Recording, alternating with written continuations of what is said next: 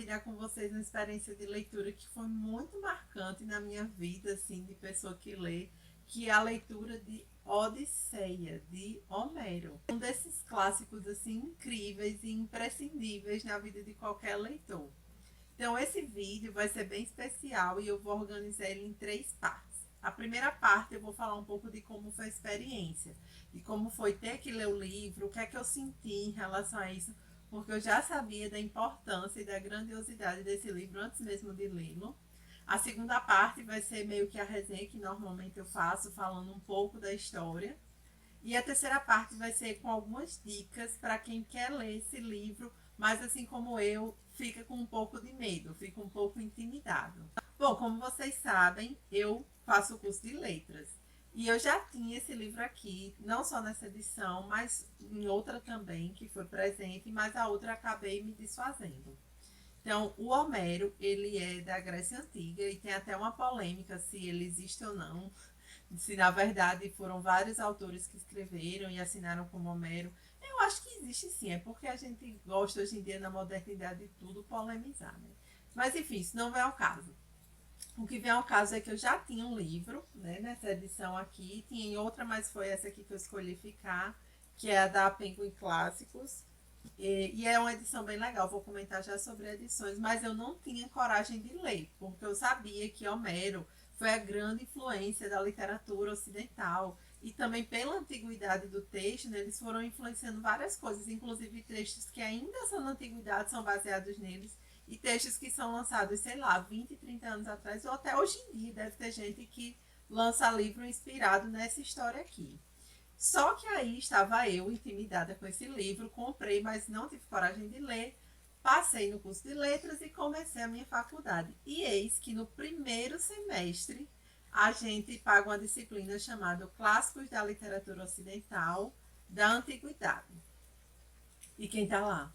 Obviamente, Homero. E aí, vamos lá, vamos fazer o sorteio dos livros que cada grupo vai ler. Então, cada grupo ia ter que ler uma obra inteira e analisar. Isso era um dos trabalhos. Essa é a vida do estudante de letras, ter que ler um monte de coisa. Porque se além de ler a obra, você tem que ler textos críticos sobre o assunto para apresentar o trabalho. Não é à toa que eu fiquei, assim, que eu sempre tenho sorte, eu sempre fico com os maiores livros. Nesse caso aqui, também tiveram outros desafortunados, porque teve grupo que apresentou a Ilíada, e teve grupo que apresentou a Eneida, e teve um grupo que apresentou a Metamorfose, que eu acho que foi o pior caso, no caso a Metamorfose de Ovídio, porque só tinha uma edição no mercado e era edição caríssima. Então, acho que dessa vez eu nem me dei a mão, embora tenha gente que tenha apresentado uma peça, que é muito mais tranquilo. Então, estava eu lá no meu primeiro período, tendo que apresentar um livro, ou seja, eu não tinha tanta bagagem assim. Eu tinha alguns poucos meses de aula quando eu tive que apresentar esse trabalho. E antes de apresentar, eu tive que ler. Então, foi bem, assim, assustador para mim. E outra coisa, a Ilíada vem antes da Odisseia, né? Como se fosse um pazinho. Só que eu não ia ter tempo de ler a Ilíada antes. Então eu fiquei meio assim, nossa, eu vou ter que ler a Odisseia sem ter lido a Ilíada. Claro que todo mundo sabe, assim, quem tem algum contato, que não tem problema nenhum. Que você pode ler um sem ter lido o outro. Mas eu queria ter lido a Ilíada antes e acabei tendo que ler, porque não ia dar tempo. Porque eu tinha que ler a Odisseia e ler os textos sobre a Odisseia para apresentar, mas eu tinha todas as outras coisas da faculdade para fazer. E também estava trabalhando, então eu ainda tenho que trabalhar e viver, né? Então, realmente, assim, não foi. Eu fiquei me guardando para ler esse livro quando eu fosse, assim, uma pessoa muito iluminada, muito capaz, que tivesse um tempo sobrando, numa época de férias, e no final tive que ler na maior correria, na maior agonia, trabalhando, assistindo aula, fazendo um monte de outras coisas também. E claro que isso me travou, né? Então eu tinha que ler o livro, organizei, dividi aqui as páginas direitinho para ler num tempo, porque a divisão dos seminários foi no início da disciplina, mas a gente ia apresentar mais para o final, né? E eu dividi num tempo para ler com folga, terminar de ler história, para depois ler os textos críticos. Só que eu fiquei muito travada, eu fiquei muito assustada, assim, eu comecei a ler. Li assim, nem o primeiro canto, porque não é dividido em capítulos, e sim em canto. Falo mais já sobre as características da obra, né? É, e tinha muita referência à mitologia grega. Claro que eu conheço um pouquinho, assim, porque eu já li tipo um livro sobre o assunto e a gente vê algumas referências na cultura, mas se usa muitos títulos, assim, você não só cita o Deus, às vezes você se refere a ele por um título, alguma característica. E fora os deuses principais que a gente conhece, tipo Zeus, Hera, Afrodite, tem muitas referências a entidades mitológicas que tipo, são entidades menores, que para aquelas pessoas daquela época que conhecem essa cultura, tipo, é uma referência clara, mas que pra gente, tipo, oi, não tô entendendo. E aí vem o detalhe mais importante que fez eu travar muito nessa leitura. A Odisseia, assim como a Ilíada, é um poema, ou seja, ele é escrito em versos e dividido em cantos e não em capítulos. Existem sim muitas edições que transformaram esse poema em prosa e o texto é escrito realmente como um romance em prosa e os cantos funcionam como divisões de capítulo. E até o professor disse que se eu quisesse, eu estivesse achando muito difícil, porque eu fui falar com ele, o professor está absolutamente travado, eu estou morrendo de medo de ter que apresentar esse trabalho já no primeiro período. E aí ele falou que se eu tivesse realmente tendo muita dificuldade, não teria problema que eu lesse uma versão em prosa. Mas assim, eu não sou desse tipo, né? Se o negócio é uma poesia, eu tinha que ler a poesia. Porque também tem outra coisa sobre a Odisseia, além de ter sido uma história que inspirou tantas e tantas pessoas ao longo de sei lá quantos mil anos, o tipo de verso, né, que são os versos homéricos, a estrutura de métrica e tudo, foi muito importante. Então eu queria ter uma experiência completa, até porque eu ia apresentar um trabalho, não era simplesmente para eu conhecer a história, como muita gente pode ler o livro só para saber, para conhecer, e aí tudo bem, mas eu não queria isso, sabe? Eu queria ir no mar difícil. Porque eu sou assim, né? Então, essa versão aqui, esse livro aqui, essa edição, é sim com inverso, né? Então, respeita a estrutura da história. Porque quando você traduz, você já está fazendo uma adaptação, né? Porque o negócio é escrito em grego antigo e você está lendo em português. E se você, além de não ler no idioma original, você ainda está lendo numa adaptação para outro tipo de história, né? Um negócio que era um poema, você está lendo como prosa, aí fica mais distante aí. Então eu disse, não, vamos lá, respirei fundo e aí eu entrei na experiência de leitura. Então eu quis compartilhar um pouco aqui como foi meus sentimentos antes de ler a história, porque eu sei que tem muitos livros clássicos que assustam as pessoas, que intimidam, que as pessoas ficam, não, vai ser muito difícil, vai ser muito complicado, não é para mim. Às vezes, como eu, começo a ler história e se assusta com o vocabulário, com o tipo de referência que se faz. E aí encosta o livro de lado e deixa para lá e pensa, isso não é para mim, isso é só para pessoas super inteligentes, super iluminadas, que conhecem muito de história, de mitologia ou de sei lá o que, independente de qual período se refira, né? Eu estou citando mitologia porque é o arcabouço, digamos assim, cultural que tem que ter para ler essa história. Mas pode acontecer, por exemplo, eu fui ler um livro acho que foi do Balzac. E aí tinha muita referência à história da França. E eu fiquei, tipo, boiando, porque eu não conheço quase nada da história da França, né? Só a Revolução Francesa. Mas isso acontece, isso é normal. Existem alguns livros que valem a pena, sabe? Que vale a pena você investir. E eu digo que a Odisseia é um deles, porque eu fui amplamente recompensada. Amplamente recompensada. É uma história incrível. E agora a gente entra na segunda parte do vídeo, em que eu vou falar um pouquinho sobre a história desse livro aqui. Talvez até você já tenha ouvido falar alguma coisa a respeito. E eu queria começar dizendo que esse não é o tipo de livro que spoiler e estraga. Porque aqui tem tanta coisa, acontece tanta coisa, que mesmo que eu quisesse dizer tudo sobre a história, não ia dar. Tipo, não tem como. Então vamos lá, dizendo em linhas gerais, esse livro aqui vai contar a história do Odisseu, por isso que chama Odisseia. Odisseu é o nome dele em grego, mas ele também ficou muito conhecido pelo seu nome em latim, que é Ulisses. E, inclusive, nessa tradução aqui, ele é chamado de Ulisses e eu chamo ele sempre de Ulisses, porque para mim ele é Ulisses. E eu prefiro muito mais latim a grego. Então ficou Ulisses mesmo.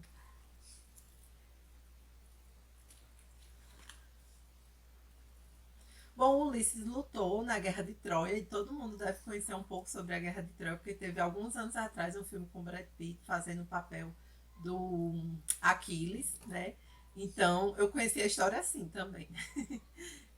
Ele lutou lá naquela guerra de Troia, que teve o cavalo de Troia e tudo mais. Essa parte da guerra tá no livro da Ilíada, que eu ainda não li. que eu estou fazendo esse vídeo justamente para me motivar a tomar vergonha na cara e ler a Ilíada, porque eu ainda não li. E aí depois que eu ler a Ilíada, eu vou ler a Eneida, porque meu negócio são os latinos, eu não sou muito dos gregos, não.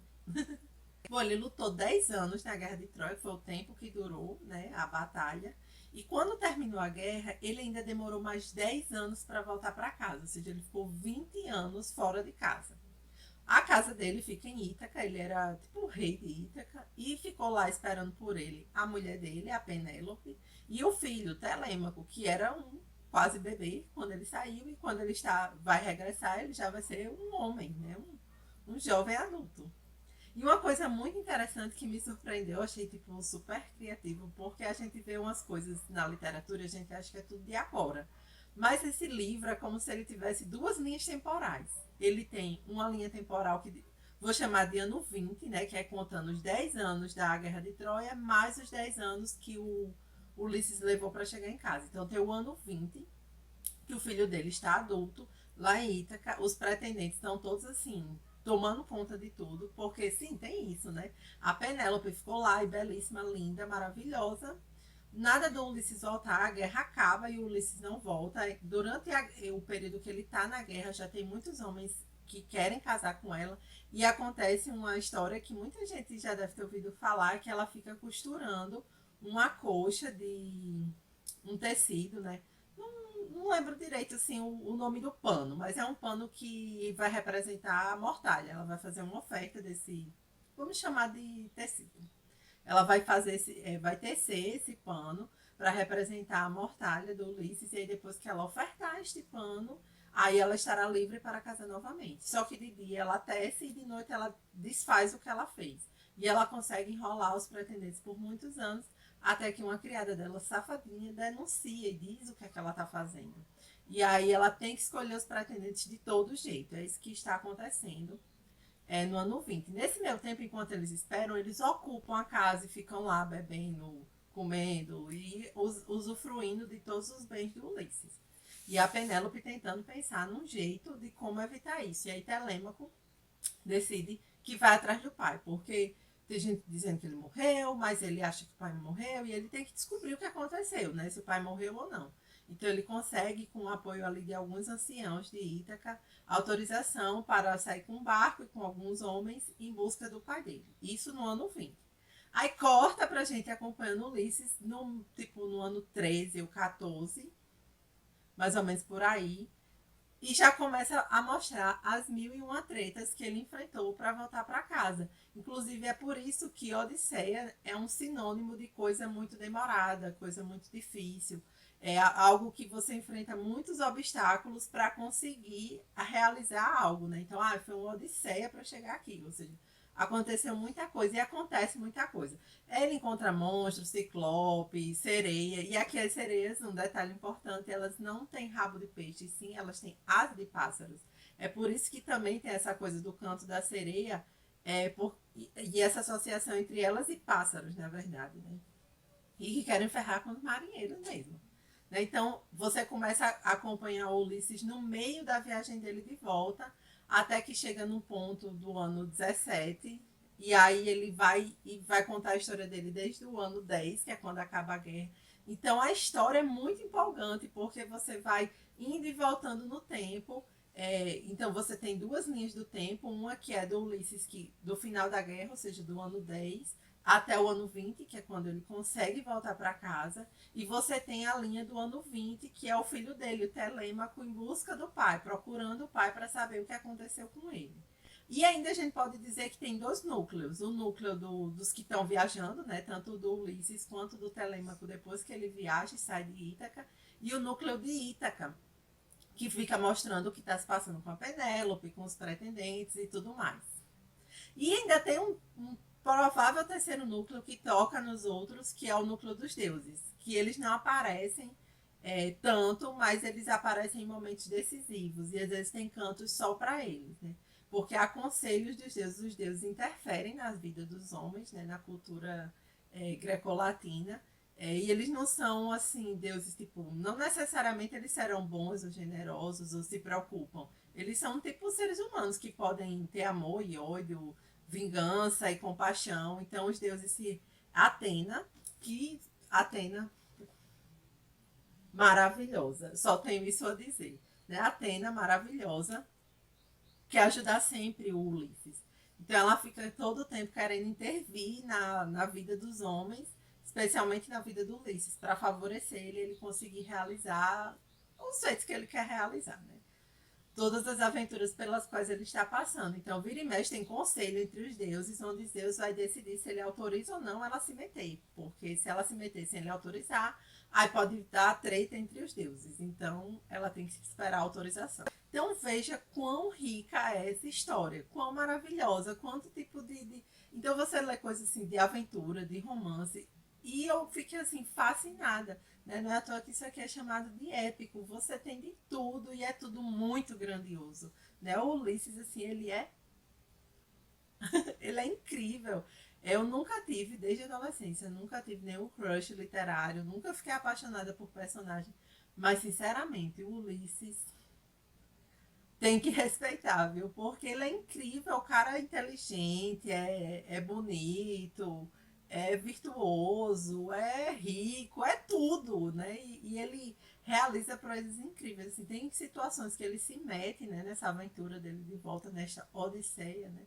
Dele para voltar para casa, que você fica assim, gente, como é que ele vai sair dessa? E ele consegue sair, né? Muito, muito, muito envolvente a história. Então, depois daquele momento inicial que eu tive aquele bloqueio de, eu não entendo, eu não estou conseguindo acompanhar, essa história é muito difícil para mim, eu não vou entender. Quando eu respirei fundo e fui com calma, seguindo as dicas que eu vou dar daqui a pouco, eu consegui não só romper essa barreira, mas comecei a me envolver e me interessar pela história de uma maneira que a leitura fluía assim muito rapidamente. E como eu disse no final, foi muito satisfatório. E agora as 5 dicas que eu vou dar para você conseguir também fazer essa leitura sem tanto sofrimento, né? Eu já passei por esse sofrimento por você. E agora é só você seguir essas dicas e vai dar tudo certo. Primeira dica, escolha bem a sua edição. Veja quais são os seus propósitos e seus objetivos e escolha uma edição compatível com o que você quer. Então, se você quer simplesmente conhecer a história e saber o que acontece com Ulisses, talvez valha a pena você ler uma edição em prosa. Agora, muito importante, existem muitos livros que não têm a história integral, que é um resumo, ou pelo menos com partes cortadas. Isso eu não acho legal. Então, veja bem a edição que você está comprando da história, né? Essa aqui, como eu falei, é a que eu mais recomendo porque ela investe. Mas, gente, não é difícil. Ó, ela é assim. Ela também tem muitas páginas explicando sobre a história, tem mapas também. Tem mais de 100 páginas, as 100 páginas iniciais são só de tipo, pessoas que entendem falando sobre o assunto. E vários tópicos, citando trechos da própria história, falando sobre a geografia, falando sobre a cultura, falando sobre como eram as guerras. E tem até mapa para situar você. E essas edições, elas não são tão caras e tem promoção sempre, assim, você acha. Eu comprei essa aqui no Sebo por R$ 20, então eu achei que valeu muito, muito a pena. Segunda dica, eu sei que tem gente que acha que é um crime capital riscar livro, mas essa dica me ajudou demais. Eu acho que vale a pena riscar pelo menos nisso aqui. Riscar não, né? Anotar.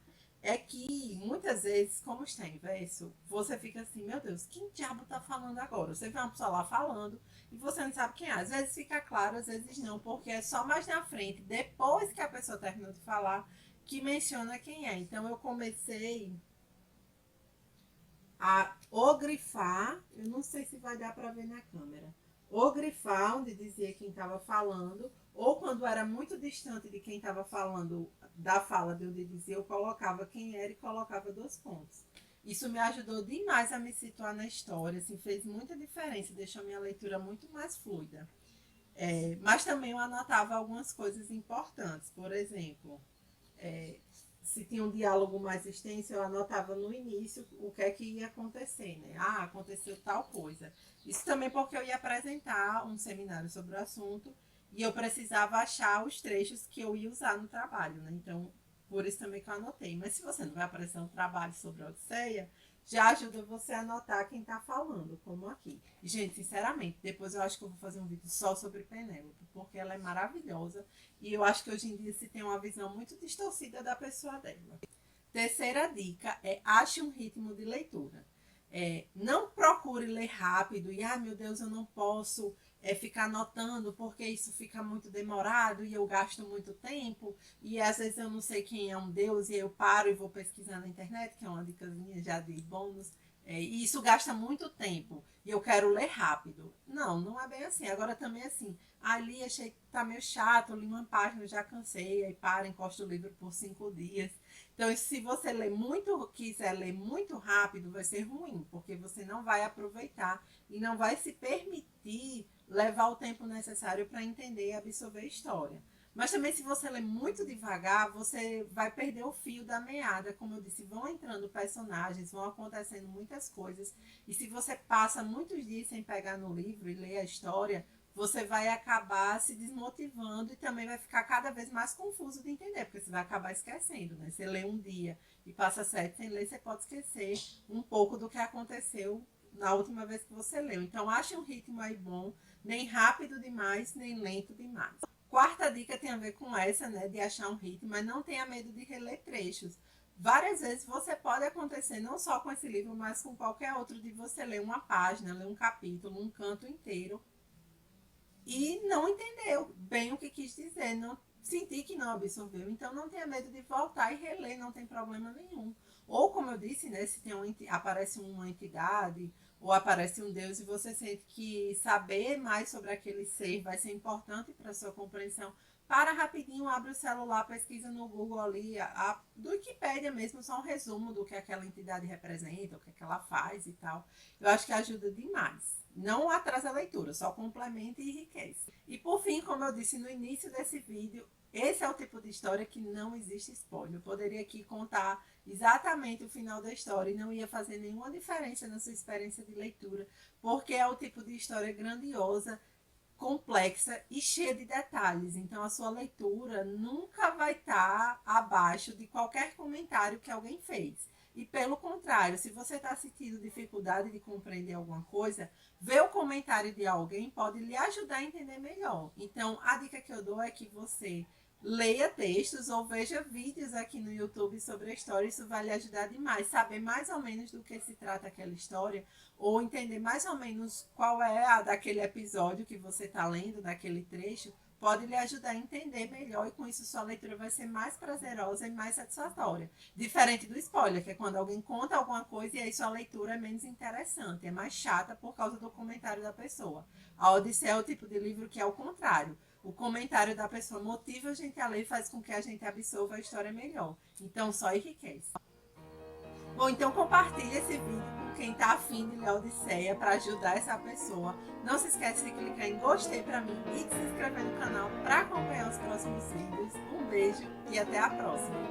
Tchau!